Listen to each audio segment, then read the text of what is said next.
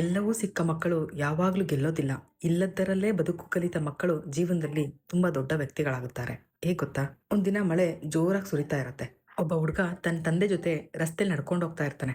ಅವನ ಕೈಲಿದ್ದ ಛತ್ರಿಲಿ ಒಂದು ಚಿಕ್ಕ ತೂತಿರತ್ತೆ. ಮಳೆ ನೀರು ಒಳಗ್ ಬೀಳ್ತಾ ಇರತ್ತೆ. ಹುಡುಗ ಕೋಪದಿಂದ ಅವ್ರ ಅಪ್ಪಂಗೆ ಹೇಳ್ತಾನೆ, ಅಪ್ಪ, ಈ ಅರ್ಧೋಗಿರೋ ಛತ್ರಿನ ಯಾಕೆ ತಗೊಂಡ್ ಬರ್ತೀರಾ? ಇದರಿಂದ ಏನ್ ಪ್ರಯೋಜನ ಇದೆ ಅಂತ ಹೇಳ್ತಾರೆ. ಆಗ ತಂದೆ ಹೇಳ್ತಾನೆ, ಮಗನೇ, ಈ ಚಿಕ್ಕ ತೂತಿಂದ ಸ್ವಲ್ಪ ಮಾತ್ರ ನೀರ್ ಒಳಗ್ ಬರ್ತಾ ಇದೆ. ಆದ್ರೆ ಛತ್ರಿನೇ ಇಲ್ಲ ಅಂದಿದ್ರೆ ನಾವು ಸಂಪೂರ್ಣವಾಗಿ ನೆಂದೋಗ್ತಾ ಇದ್ವಿ ಅಂತ. ಆ ಮಾತು ಕೇಳಿ ಹುಡುಗ ಸುಮ್ನಾಗ್ ಹೋಗ್ತಾನೆ. ಮನೆಗ್ ಹೋದ್ಮೇಲೆ ತಂದೆ ಮತ್ತೊಮ್ಮೆ ಅವನಿಗೆ ಹೇಳ್ತಾರೆ, ಜೀವನನೂ ಹೀಗೆ, ಎಲ್ಲವೂ ಪರಿಪೂರ್ಣವಾಗಿರೋದಿಲ್ಲ, ಕೆಲವು ಕೊರತೆಗಳು ಇದ್ದೇ ಇರ್ತವೆ. ಆದ್ರೆ ಇರುವುದನ್ನೇ ಬಳಸ್ಕೊಂಡು ಮುಂದೆ ಸಾಗುವವನೇ ಯಶಸ್ವಿ ಆಗ್ತಾನೆ ಅಂತ. ಆ ದಿನದಿಂದ ಹುಡುಗ ಎಲ್ಲವೂ ಸರಿ ಹೋದ್ಮೇಲೆ ಪ್ರಾರಂಭ ಮಾಡ್ತೀನಿ ಅಂತ ಹೇಳೋದನ್ನ ಬಿಡ್ತಾನೆ. ಇದ್ರ ನೀತಿ ಏನ್ ಗೊತ್ತಾ? ಪರಿಪೂರ್ಣ ಸಮಯಕ್ಕಾಗಿ ಕಾಯ್ಬೇಡ, ನಿನ್ ಬಳಿ ಇರೋದ್ರಿಂದನೇ ಆರಂಭಿಸು. ಸಣ್ಣ ಕೊರತೆಗಳು ನಿನ್ನ ಕನಸುಗಳನ್ನ ನಿಲ್ಲಿಸಬಾರ್ದು. ಜೀವನ ಗೆಲ್ಲುವುದು ಎಲ್ಲವೂ ಸಿಕ್ಮೇಲಲ್ಲ, ಏನು ಇಲ್ಲದಿದ್ದರೂ ಪ್ರಾರಂಭಿಸುವವರು. ಈ ವಿಡಿಯೋ ನಿಮಗೆ ಇಷ್ಟ ಆಗಿದ್ರೆ ಲೈಕ್ ಮಾಡಿ, ಶೇರ್ ಮಾಡಿ, ಕಮೆಂಟ್ ಮಾಡೋದನ್ನ ಮರಿಬೇಡಿ.